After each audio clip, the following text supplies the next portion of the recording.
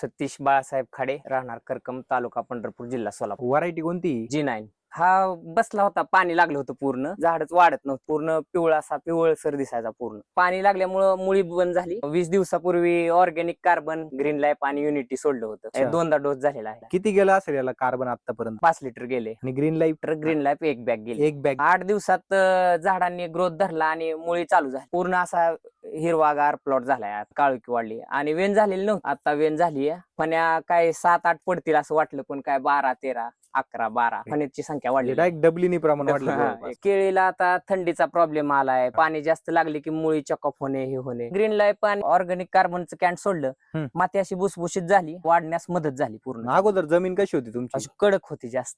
सुरुवातीपासून वापरल्यावर बुंदा, size, घडाची size, shining वगैरे सुपर येणार. किती पट वजन वाढेल या वर्षी तुमचं? 30 किलोच्या आसपास जाईल हा गड. जाईल. कारण हा जाईल. माझा अनुभव सांगत होते की आजूबाजूच्या शेतकऱ्यांना फार प्रॉब्लेम आलेला. थंडीमध्ये सापडल्यामुळे वाढ खुंटली आणि काही लोक शेतकऱ्यांनी तर पूर्ण मोडूनच टाकले प्लॉट. तुम्ही हे वापरलं त्याच्यामुळे तुमचा प्लॉट हा राहिला आज राहिलाय. टिकला पूर्ण. म्हणजे 20 दिवसात प्लॉट 1 नंबर झाला, हिरवा, हाईट पण वाढली. जाधव साहेब साक्षीला आहेत म्हणलं. तुम्ही जसे व्हिडिओ मध्ये बाकी शेतकऱ्यांचे रिपोर्ट बघितले तसा रिझल्ट तुम्हाला पण मिळाला. 90% खर्च कमीच म्हणायचा, जास्त जातच नाही ना. आणि रासायनिक कमी वापरावं लागतं. आज काय समस्या रासायनिक वापरून? रासायनिक वापरून काय, पूर्ण रासायनिक शेती बाद झालेली आहे, जमीन खराब झालेली आहे.